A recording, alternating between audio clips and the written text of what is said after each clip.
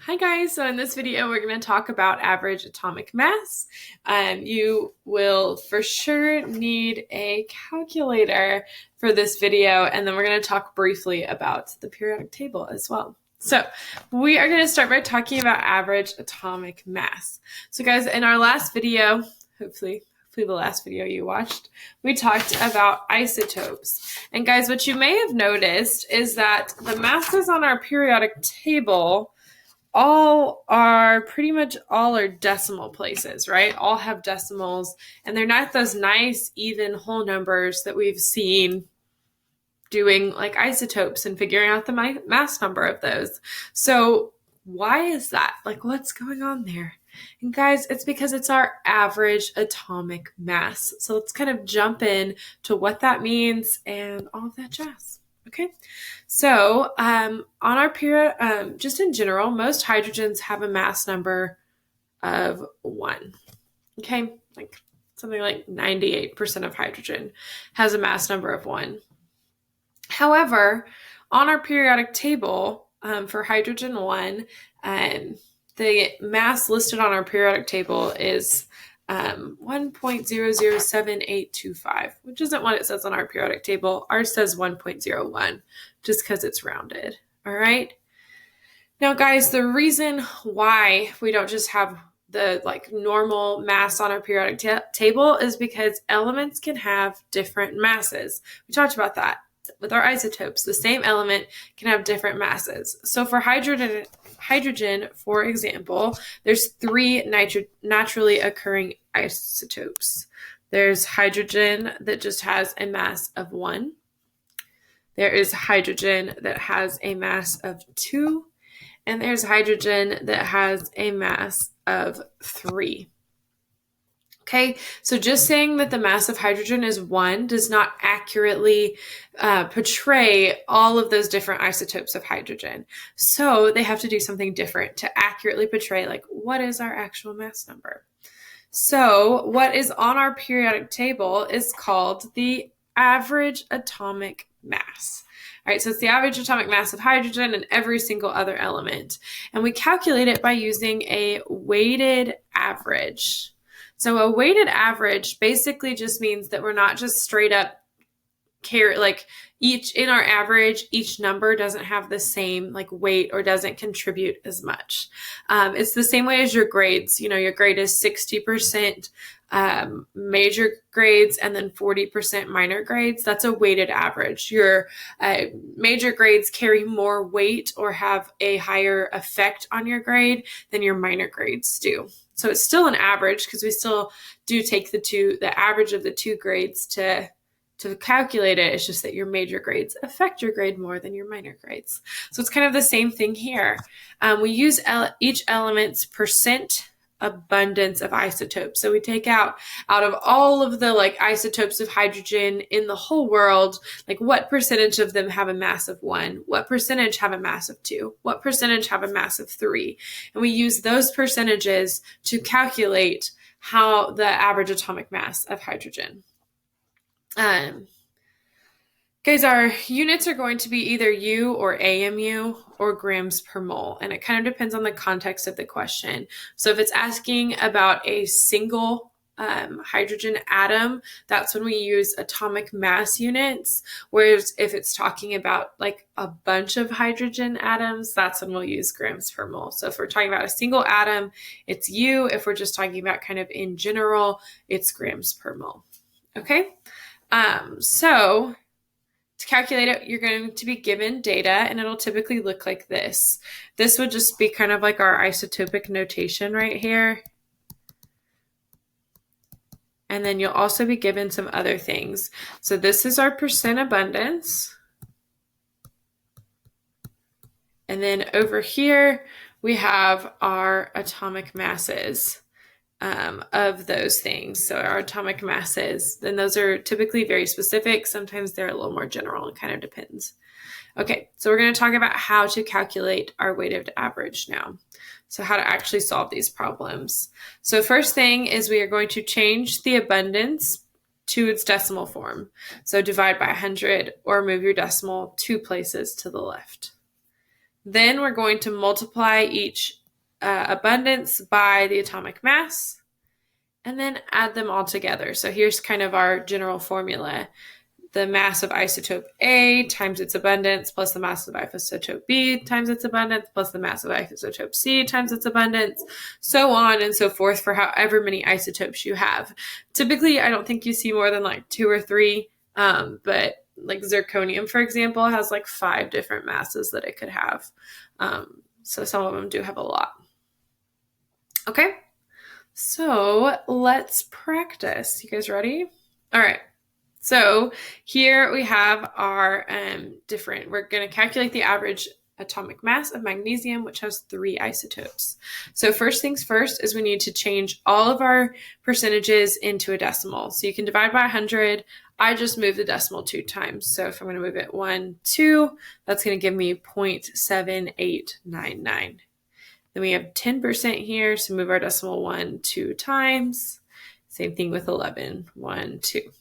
Okay, now we're going to multiply all of our masses by their abundance. And guys, you won't always be given this like super specific abundance atomic mass. Sometimes you are. This one is just like not rounded at all. It's a very specific mass. Whereas but if you're not given them, you can just use like these numbers as well. And it's totally fine.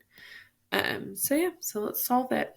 So mass times abundance, so 23.98504 times its abundance, which is 0.7899, plus our next mass, 24.98584 times its abundance, which is 0.1000, plus our last mass, 25.9825 times its abundance, which is 11.01. So we're going to multiply and add all of those together. Guys, when you do plug them into your calculator, make sure you put your multiplications in parentheses and then put plus signs in between each of those. And so plug it into your calculator now. I do want you guys to practice actually plugging this in.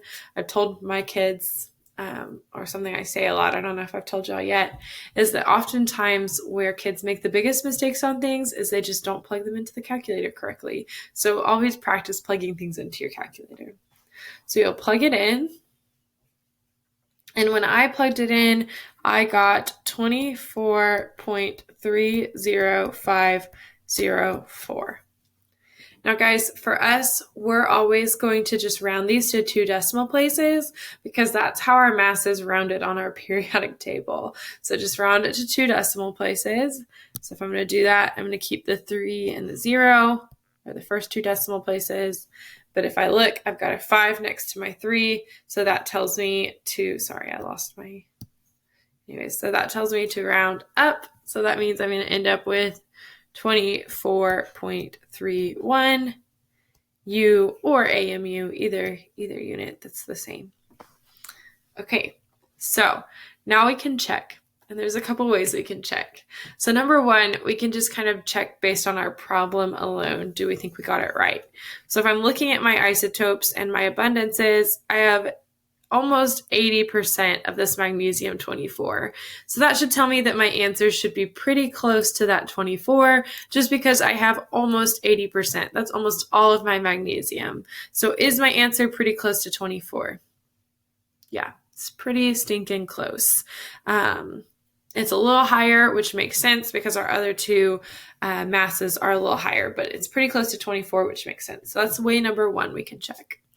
Way number 2, we can check that we got the right answer. So we can actually look at our periodic table and see if we're close to the mass that's listed on there. It won't always be the same, but it will be typically close. So magnesium is Mg. All right, and on our periodic table, it says it has a mass of 24.30. We got 24.31. That's pretty close. That means we probably did this problem correctly. Okay? So now then we're going to do our next one.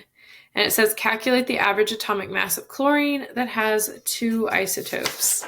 All right, so we have our abundances here. So first thing we need to do is change our abundances into decimals. So move them 2 times to the left. All right, and then we're just going to do mass times abundance plus mass times abundance. So our first mass is 34.9688852 times its abundance, which is 70.7577 plus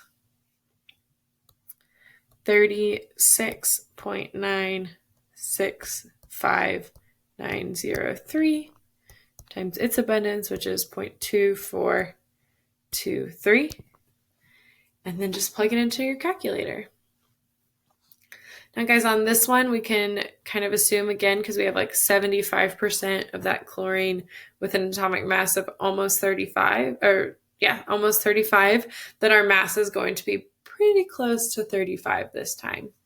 So when we plug it in and round it to 2 decimal places, I got 35.45 AMU or U. Either one is fine. All right. Okay, guys. So I want you guys to pause the video right now and try to solve this last specific one on your own. Okay. All right. So pause the video and try to solve it on your own. Restart the video when you're ready to go over it.